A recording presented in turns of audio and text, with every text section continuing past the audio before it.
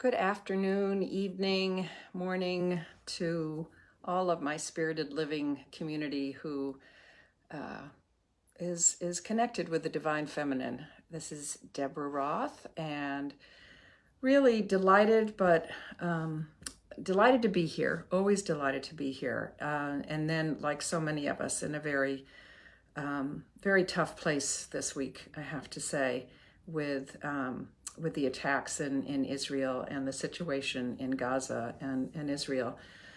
My heart goes out and I send prayers to those of you who are affected. I have a very dear friend in Jerusalem who I've been continuing to be in touch with.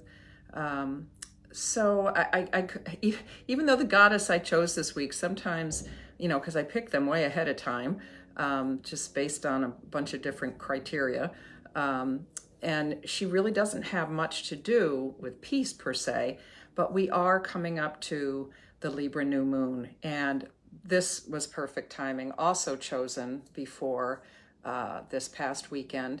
The theme for my upcoming new moon circles this Sunday and Monday are embracing peace and harmony within ourselves and in the world. So yeah, so that will be a real focus for peace for me. And in today's Inner Goddess Team video, I will introduce you to Epona, who's the Celtic horse goddess, and let you know everything I was going to let you know about her. I found that really diving into learning about her, as often happens, which I did yesterday, is really a lovely distraction from the heartache and just the horror that I've been feeling and talking with so many people. So I will go ahead and let you know what I found from her, and please be in touch I have actually some really powerful articles that look at this complex issue. It's so weird to call it an issue, this crisis that has exploded. Happy to connect with people. Hey, Miriam. So so I will sing at the end, as I often do, a chant for peace and for us to be united. Between now and then, I will tell you a little bit about Epona, because she was the goddess that I picked out of the blue. And reiterating, please, if you are in New York City, I'm doing my last live new moon circle, honoring the Libra new moon with peace and harmony this Sunday night. And if you are virtual, then I will continue to do that at the Wellness Universe. Both these things you can see on the event, my Facebook event page. So please do check that out at Spirited Living with Deborah Roth on Facebook. So for that preamble, let's look at Epona. She's the one who bubbled up today.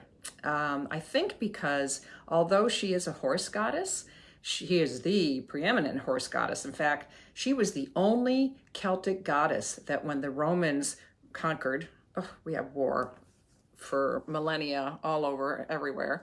When they conquered the Celts, she was the only Celtic goddess that they did not change when they enveloped her. And in fact, they had shrines all over the Roman cities and in their capital, in Rome, because she was so revered. And a lot of that is because of the symbolism of horses.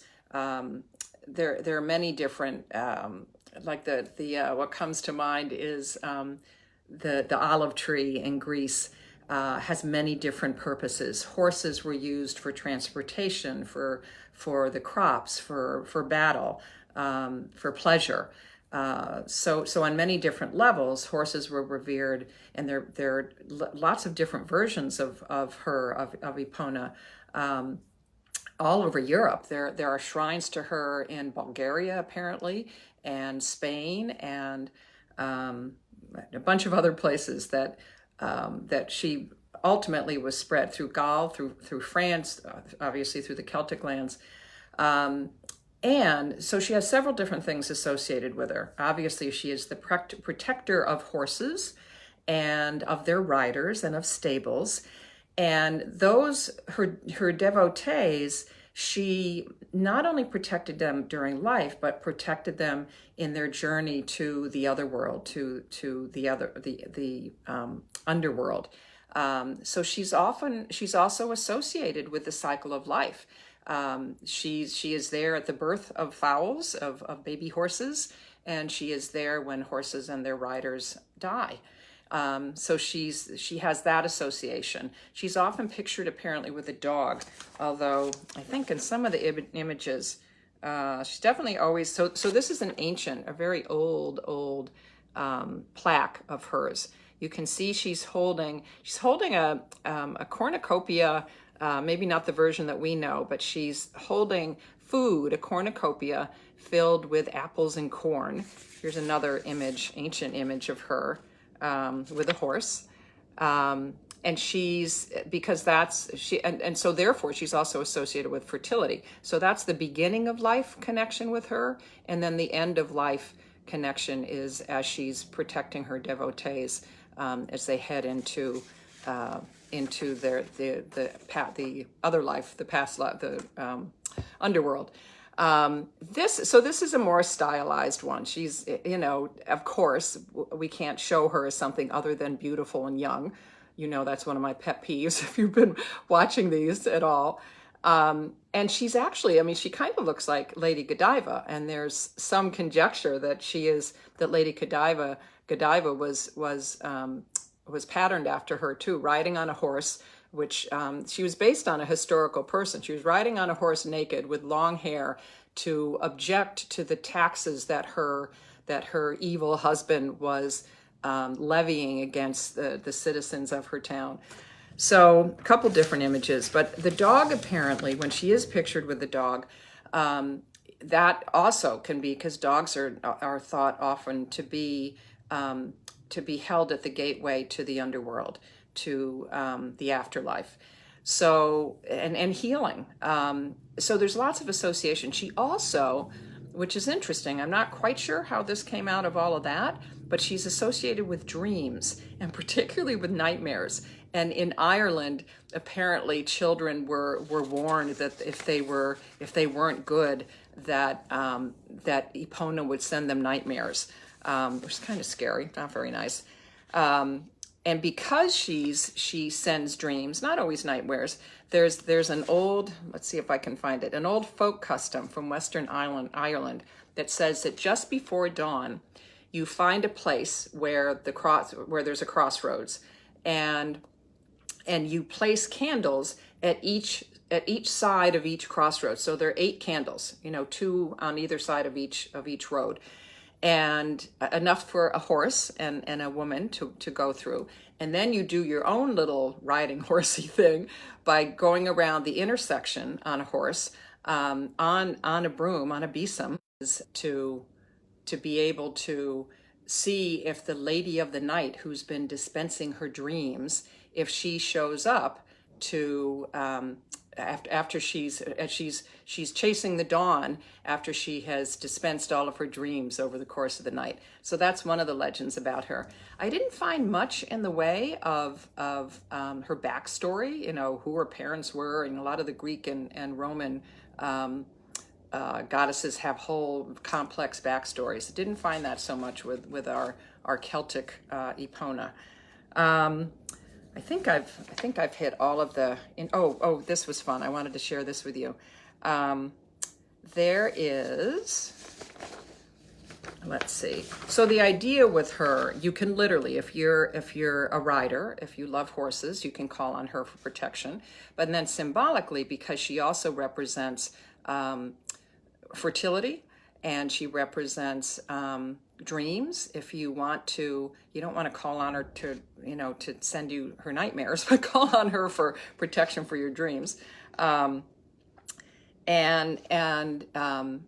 if you want to, thinking of the cornucopia as being the symbol of fertility, embrace her and call on her, because I think why I originally picked her for this time of year was because a cornucopia is very symbolic in the fall, where we're harvesting, where we're bringing in all the fertile lands, all the things that we've grown in the fertile lands. The thing I was gonna, and if I can't find it quickly, I won't. let's see. Oh, Epos is Celtic for horse. So that's why that's one of the reasons why she got the name. Oh, okay, here it is. Why she got the name Epona. So there was a well-known nursery rhyme in Old England that evokes a powerful horsewoman. Ride a cock horse to Banbury Cross to see a fine lady on a white horse, with rings on her fingers and bells on her toes. She shall have music wherever she goes. So there's just such, she's such an icon for, you know, any attribute that we give to horses. And because she's managed, because she kept being, and as we know, the goddesses that we remember are the ones that aren't sublimated by the conquerors. And that's why I try to find ones that are not as well known. But Epona is still very well known. So I'm going to end with one of my favorite healing chants that I've done here before. And it just seems, and as I said, not directly connected to Epona, but definitely connected to the place that the world and that so many of our hearts are right now, with what's going on in the Middle East, in Gaza and in Israel. So I invite you, I'll sing it through once, I'll sing it a couple times. As I always say, join in before you're ready, and let's send some of this energy out into the world. I am a circle, I am healing you. You are a circle, you are healing me. Unite us, be as one. Unite us, be as one. I am a circle, I am healing you. You are a circle, you are healing me. Unite us, be as one. Unite us, be as one. Thanks for being with me today. I hope that you will carry this in your heart and pass some of that peace and harmony and unity out into the world. Riding on your horse, be your own horse goddess this week. Blessed be. Thanks for joining me. Until next time.